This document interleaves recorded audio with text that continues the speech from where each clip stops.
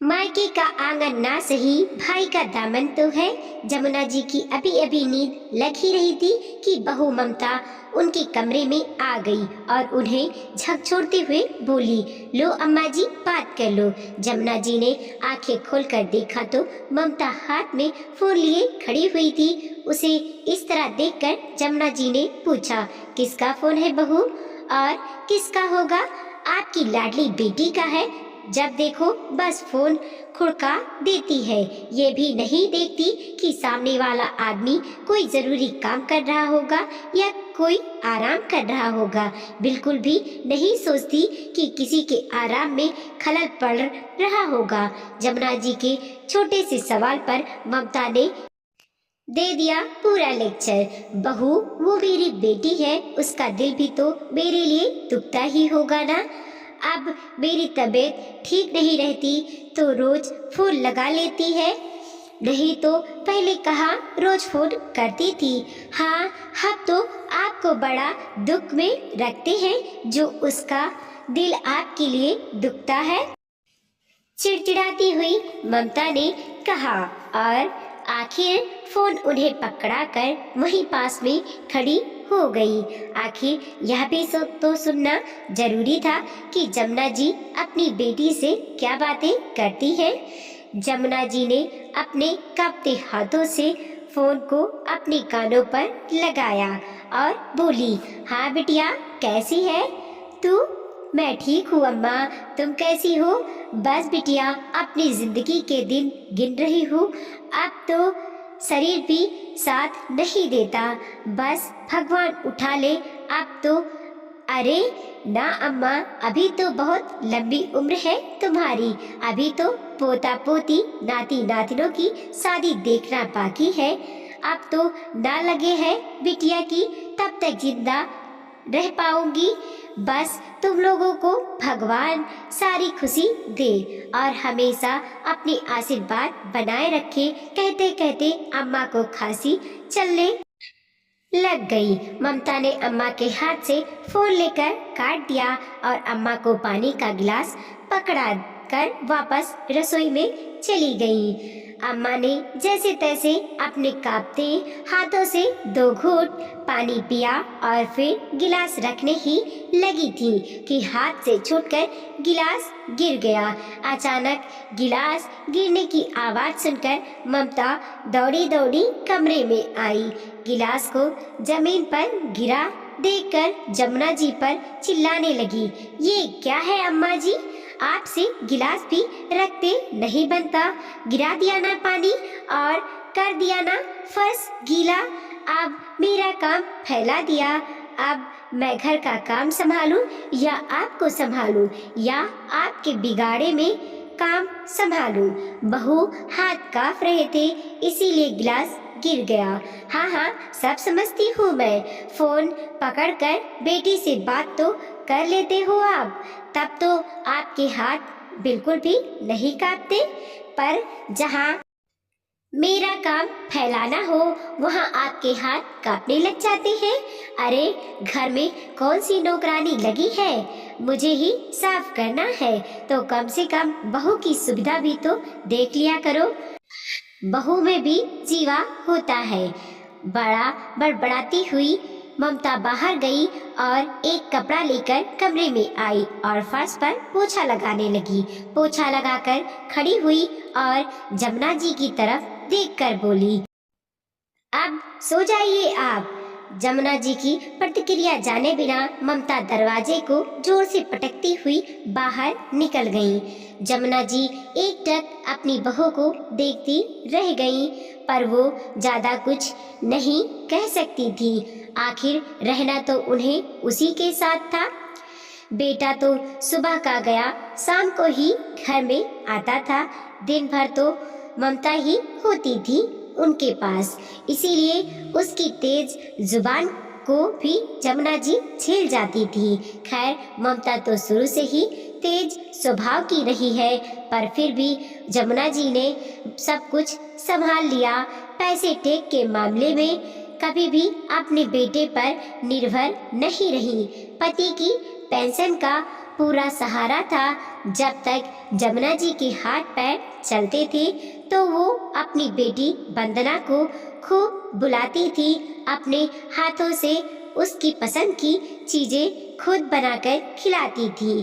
बहू अगर चिड़चिड़ा करती भी तो सीधा जवाब दे देती थी, कौन सा तुम्हारे पति के पैसे खर्च करवा रही हूँ, अभी तो मेरे पति की पेंशन आती है।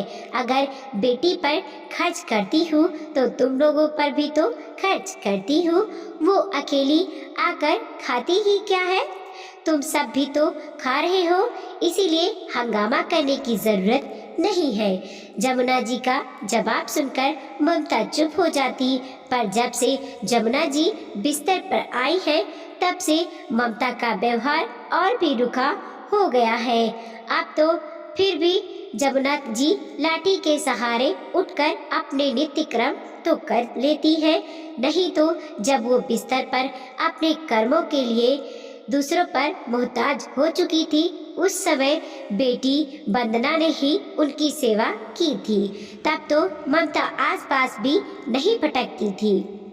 उन 10 दिनों में वंदना ने इस घर में रहकर जमुना जी की खूब सेवा की थी, लेकिन जैसे ही जमुना जी धीरे धीरे लाठी के सहारे खड़ी होने लगी और अपने नित्य कर्म अपने आप ही करने लगी, उसके बाद से ही ममता ने अपना व्यवहार वंदना के प्रति और रूखा कर लिया। आए दिन किसी ना किसी बात पर वंदना से बहस करने लगी थी, छोटी सी बात का बतंगड़ बना देती थी। अब तो जमुना जी को भी ममता की नजरें बड़ी अजीब सी लगती थी। पता नहीं क्यों वो सुबह और रात को सोते समय जमुना जी के पास जरूर आती थी और उनके गहनों पर सबसे पहले नजर मारती थी, जबकि जमुना जी ने सिर्फ कानों के सोने के झुमके और पैरों में चांदी के पायल के अलावा कोई गहने नहीं पहन रखे थे। हाथों में से लाख की चूड़ियां ही थी। उस दिन करवा चौथ था। वंदना अपने मायके में ही मौजूद थी। वंदना अम्मा की तबीयत का सुनकर जल्दबाजी में तो आई थी, तो ढंग के कपड़े भी नहीं लाई थी, तो अम्मा के कहने पर उनकी अलमारी में से उनकी भारी सी साड़ी निकालकर उसने पहन ली। वो साड़ी जमुना जी के लिए ममता के मायके से आई थी। ये देखकर ममता गुस्से से आग बबूला हो गई और वंदना पर चिल्लाने लगी, किससे पूछकर तुमने अम्मा जी की अलमारी खोली? सब जानती हूँ मैं कि इस घर में क्यों रुकी हुई हो। अरे अम्मा की सेवा तो बहाना है, सब कुछ हड़प कर ले जाना है चाहती हो अपने साथ, और पता नहीं क्या क्या निकाला होगा अलमारी से। उसकी बात सुनकर वंदना की आंखों में आंसू आ गए और वो बोली, भाभी अम्मा ने कहा था इसीलिए पहन ली। सब जानती हूँ तुम्हारी त्रिया चरित्र, अम्मा को बातों में फुसलाकर सब कुछ अपने नाम करा लेना चाहती हो। बहू बस कर, क्या बोल रही है? तुझे पता भी है एक साड़ी क्या पहन ली, उसमें इतना हंगामा कर रही है। मेरी चीजों पर मेरी बेटी का भी हक है। क्यों अम्मा जी, रहती तो हमारे साथ हो, फिर बेटी का काहे का हक? इसे तो मैं एक फूटी कौड़ी भी ना लेने दूं। यहाँ की हर चीज पर सिर्फ मेरा हक है। बस करो ममता, तुम्हें शर्म नहीं आती? अम्मा से लड़ते हुए अचानक माधव ने अंदर आते हुए कहा। माधव को देखकर ममता चुप तो हो गई, लेकिन घर का माहौल तो खराब हो चुका था। ये आए दिन का किस्सा होने लगा था। आखिर जमुना जी भी कब तक बर्दाश्त करती? खुद ही ऐसी स्थिति में थी कि ज्यादा क्या ही बोलती, इसीलिए उन्होंने वंदना को खुद ही जाने को कह दिया। खैर वंदना तो बेटी थी, उसे तो अपने ससुराल जाना ही था, इसीलिए वो वापस अपने ससुराल चली गई।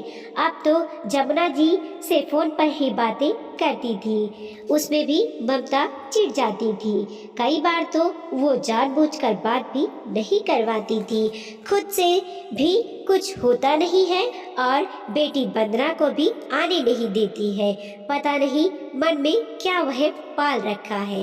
ममता को ऐसा क्यों लगता है कि वंदना कहीं संपत्ति में से हिस्सा ना मांग ले और अम्मा मरने से पहले दे भी न जाए। बेटा माधव भी ज्यादा कुछ नहीं कहता था क्योंकि रोज घर की शांति भंग होने लगी थी। इसीलिए अम्मा ने ही उसे चुप रहने के लिए कह दिया। खैर जमुना जी अपने पलंग से जैसे तैसे उठी और लाठी का सहारा लेकर बाथरूम की तरफ जाने को लगी, लेकिन पता नहीं क्यों आज पैर लड़खड़ा गए और वो जमीन पर गिर गई। अचानक कमरे में गिरने की आवाज सुनकर बहू कमरे में आ गई और जमुना जी को गिरा हुआ देखकर बोली, अरे अम्मा जी, क्या हाथ पैर तोड़वाने का इरादा है?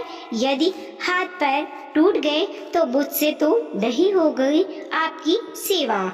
जैसे तैसे झल्लाती हुई ममता ने जमुना जी को सहारा देकर पलंग पर बैठाया। पलंग पर लेटते ही जमुना जी ममता से बोली, बहू मेरे शरीर में बिल्कुल जान नहीं रही, कब मेरे प्राण पारुखे उड़ जाए। एक बार वंदना को यहाँ बुला दे, मैं बस एक बार उससे देखना चाहती हूँ, उससे मिलना चाहती हूँ। ठीक है बुला दूंगी, कहकर जमुना जी को ममता वहीं छोड़कर अपने कमरे में आ गई। पता नहीं अपनी बेटी को क्या देने के लिए बुला रही है। मैं तो बिल्कुल भी फोन नहीं करूँगी। मन ही मन सोचती हुई ममता ने वंदना को फोन करना ठीक नहीं समझा। रात को माधव घर पर आया तो अम्मा के कमरे में गया। वहाँ अम्मा को सोता हुआ देखकर वापस बाहर आ गया। सुबह उठकर जब जमुना जी के कमरे में गई तो जमुना जी के प्राण पारुखे उड़ चुके थे, पर उसे इस बात का बिल्कुल भी मलाल नहीं था कि उसने जमुना जी के कहने के बावजूद भी वंदना को बुलाया नहीं, बल्कि बिना वक्त गवाए वो फटाफट अम्मा के शरीर पर से गहने निकालने लगी। लेकिन तब तक माधव भी उठकर आ गया। उसे अम्मा के शरीर पर से गहने उतारते देखकर माधव बोला, क्या कर रही हो तुम? अम्मा के गहने क्यों उतार रही हो? तुम्हें पता है ना, अम्मा को गहने पहनना कर रखना बहुत पसंद है। अरे आप काहे की पसंद, अम्मा तो गई। अचानक ममता के कहने पर माधव फटाफट अम्मा के पास गया और उनके शरीर को छूकर देखा। अम्मा का शरीर ठंडा पड़ चुका था, शायद काफी देर पहले ही उनकी मौत हो चुकी थी। तुम्हें शर्म नहीं आ रही है? अम्मा के गहने निकालने में लगी हुई हो। बता नहीं सकती थी कि अम्मा अब छोड़कर जा चुकी है? अरे अम्मा तो जा चुकी है, कहीं गहने भी ना चले जाएं, इसीलिए निकाल रही हूँ। अभी लोग आ जाएंगे तो सबसे पहले गहने ही हटाएंगे। कौन से लोग आकर हटाएंगे? माधव ने प्रश्न किया तो ममता उसे घूरते हुए बोली, तुम्हारी बहन और कौन? वही एक है जिसकी नजर है इनके गहनों पर। इसके आगे माधव ने कुछ नहीं कहा, बस कुछ देर तक ममता की लालच भरी नजरों को देखता रहा, जबकि ममता अपने काम में लगी रही। थोड़ी देर बाद उसने वंदना और बाकी रिश्तेदारों को फोन कर अम्मा के संसार से कूच कर जाने की खबर दी। जब क्रियाक्रम हो गया तो वंदना वापस अपने पति के साथ जाने लगी। तब माधव वंदना से बोला, वंदना तू तो इस घर की बेटी है, तुझे तो कम से कम 15 दिन यहाँ रुकना ही चाहिए। नहीं भाई, जिस घर से अम्मा ने खुद ही जाने को कह दिया था वहाँ मेरा रुकना ठीक नहीं। फिर तुम तो सब कुछ जानते ही हो, अपने स्वाभिमान की रक्षा तो मुझे खुद ही करनी है। अब तो अम्मा भी नहीं रही, अब तो मेरा मायका भी खत्म। कहते कहते वंदना की आंखों में आंसू आ गए। माधव ने देखा कि ममता अपने रिश्तेदारों से घिरी बैठी है, पर एक बार भी उसने वंदना को सत्वाना नहीं दी। सच, आज वाकई उसकी बहन का मायका खत्म हो रहा था, पर फिर भी माधव ने भी वंदना को रोका नहीं। वंदना अपने पति के साथ बाहर आ गई। दोनों रवाना होने वाले थे कि इतने में माधव फिर वंदना के पास आया और एक छोटी सी पोटली उसे देकर बोला, ये अम्मा ने तेरे लिए दिए थे, ये ले जा। ये अम्मा का आशीर्वाद है, उन्होंने खुद अपने हाथों से मुझे दिए थे कि वंदना को दे देना। अरे रही बात मकान में हिस्से की तो नहीं भाई, मुझे कुछ नहीं चाहिए। मैं जानती हूँ कि आपकी स्थिति भी इतनी अच्छी नहीं है, आप तो ये अपने पास ही रखो। पर वंदना, ये गहने तेरे हैं, इस पर सिर्फ और सिर्फ तेरा हक है। इससे पहले कि तेरी भाभी के साथ रहकर मेरा भी नीयत खराब हो जाए, तू इन्हें ले जा। और रही बात मायके की, तो जरूरी नहीं कि तू यहाँ आए, मैं तेरे पास आ जाऊंगा। तेरे स्वाभिमान को खत्म नहीं होने दूंगा। मायके का आंगन ना सही, भाई का दावत तो है। अपने भाई माधव की बात सुनकर वंदना उसके गले लगकर फुट फुट कर रोई। कुछ देर बाद जब मन हल्का हुआ, तब माधव से विदा लेकर वंदना वहां से रवाना हो गई। वो दिन था और आज का दिन है। वंदना कभी अपने उस मायके के घर में नहीं गई। हाँ, माधव हर रक्षाबंधन और भाई दूज पर खुद अपनी बहन के घर पर आ जाता है। हालांकि ममता ने इस पर भी काफी हंगामा किया था, पर माधव एक कान से सुनकर दूसरे कान से निकाल देता, तो ममता धीरे धीरे अपने आप ही चुप हो गई। और रही बात गहनों की, तो ममता उन गहनों के लिए अपना सिर पीटती रह गई।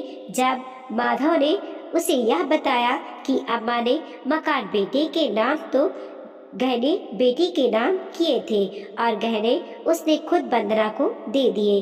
वीडियो को लाइक कीजिए, कमेंट कीजिए और अपने दोस्तों के साथ जरूर शेयर कीजिए। चैनल पर नए हैं प्लीज़ सब्सक्राइब कीजिए और देखते रहिए मोटिवेशनल स्टोरी।